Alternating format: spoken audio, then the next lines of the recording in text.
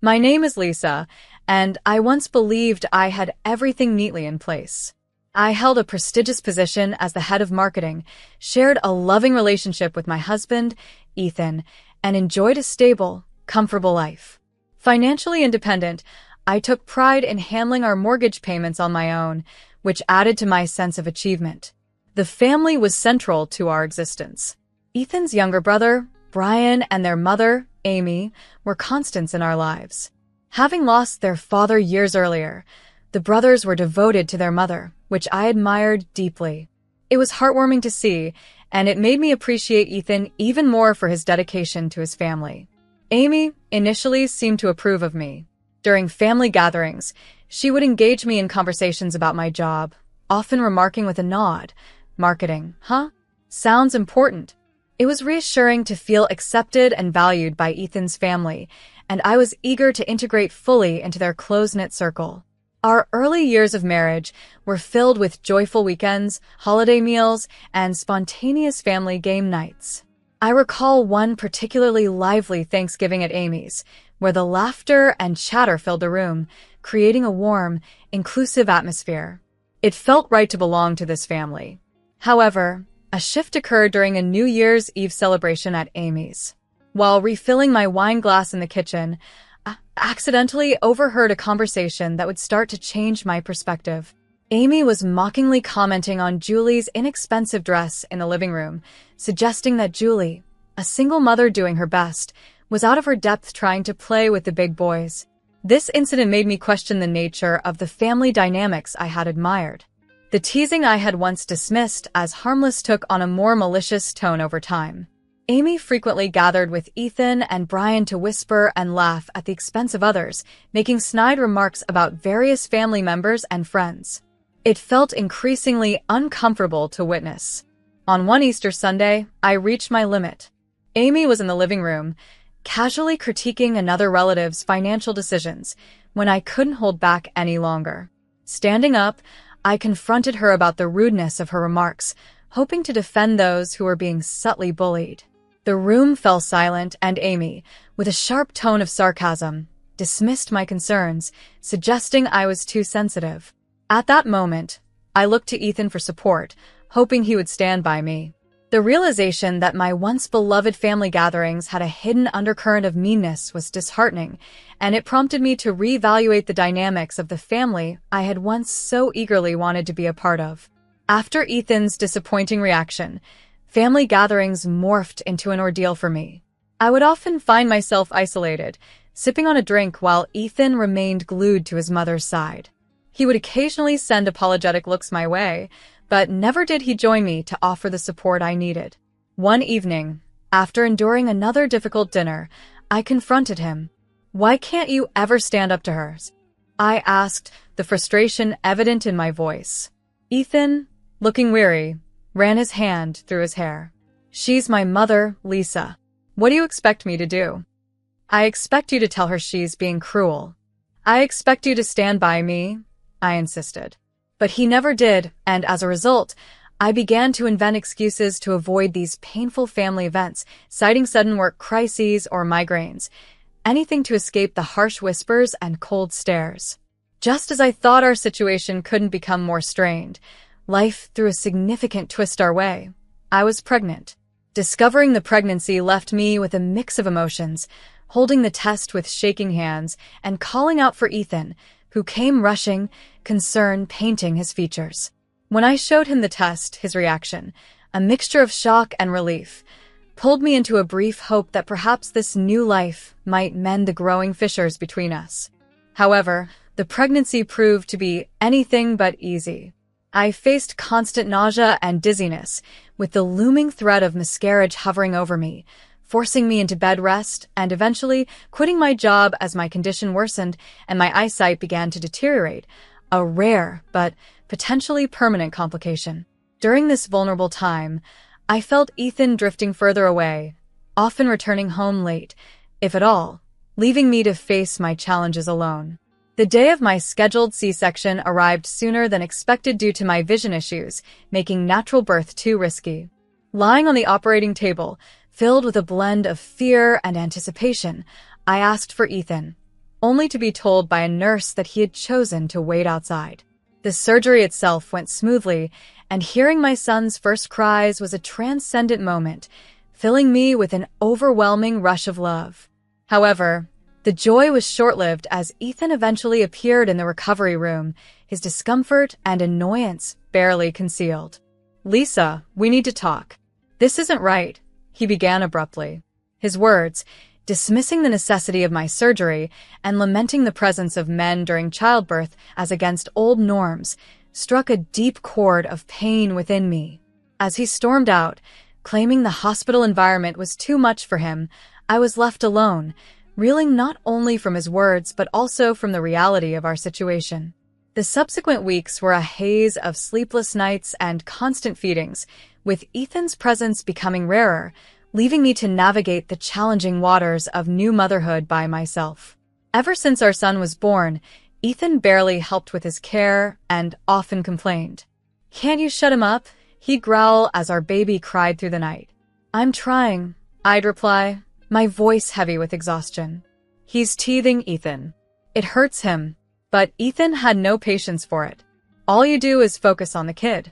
What about me? What about our sex life?"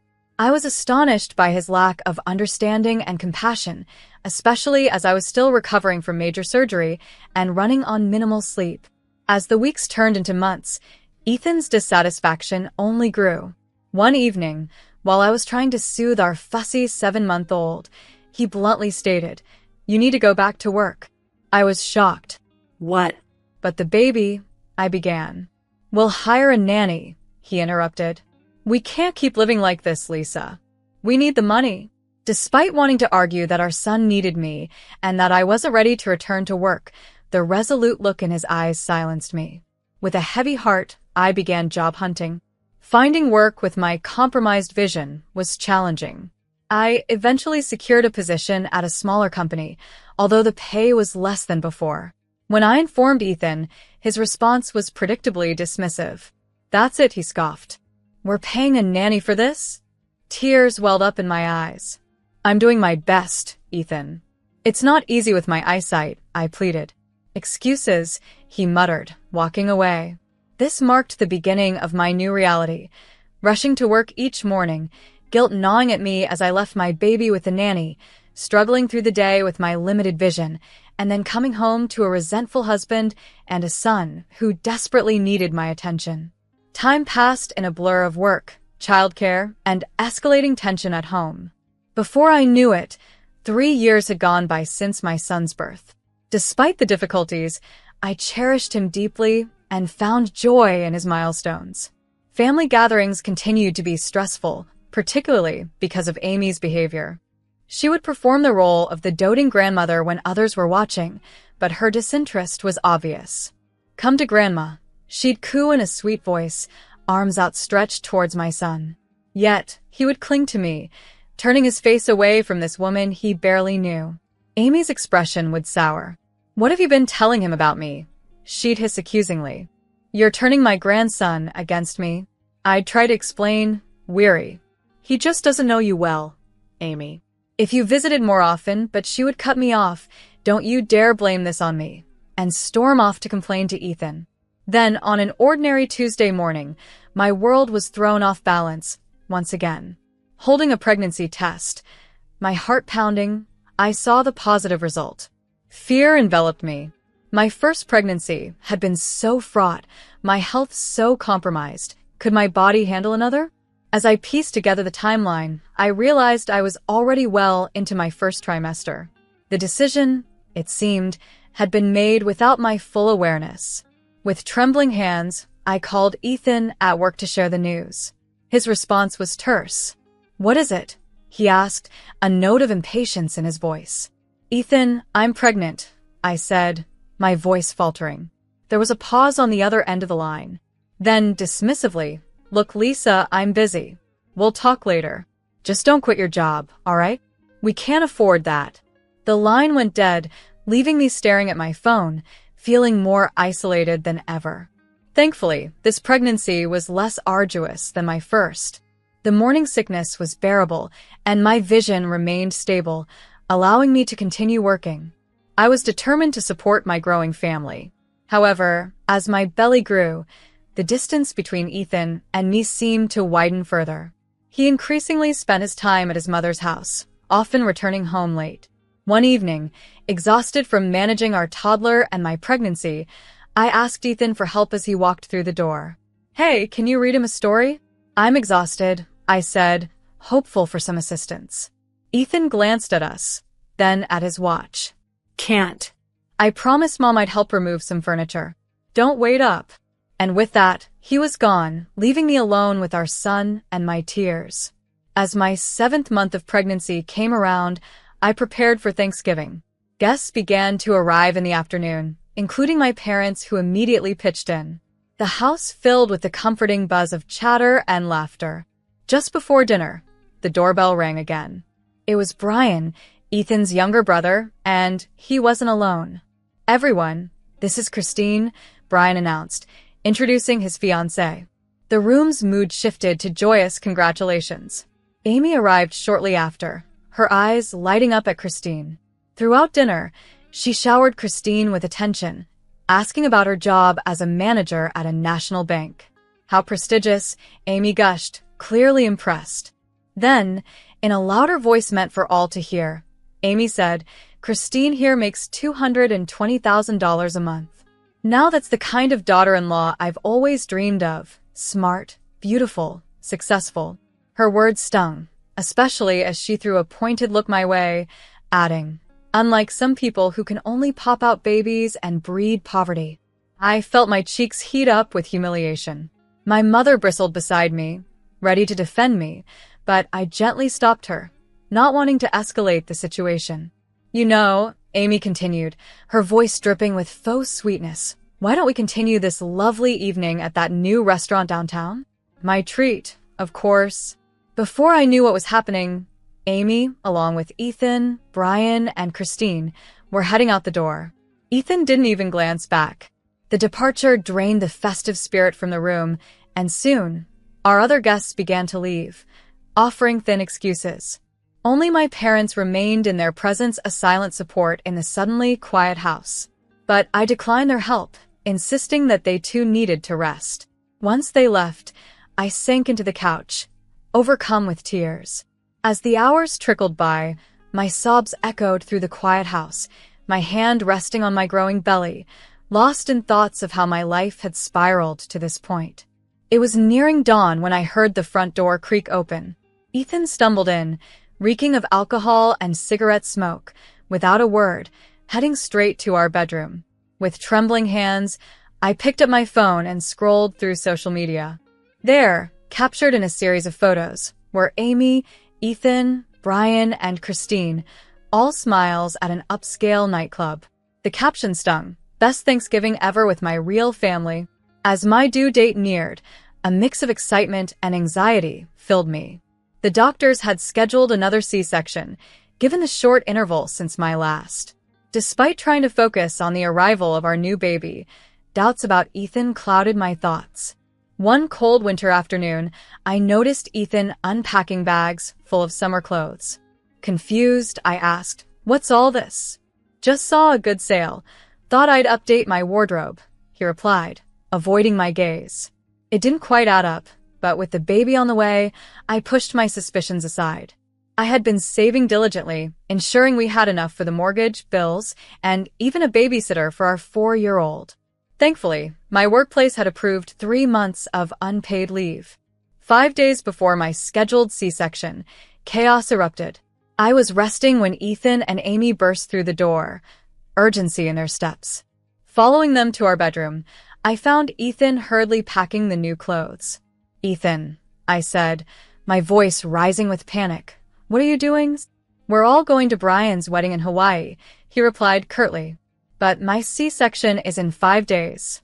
Who's going to take care of our son?" I protested. "You'll manage." "You always do," Ethan said coldly, zipping up his suitcase.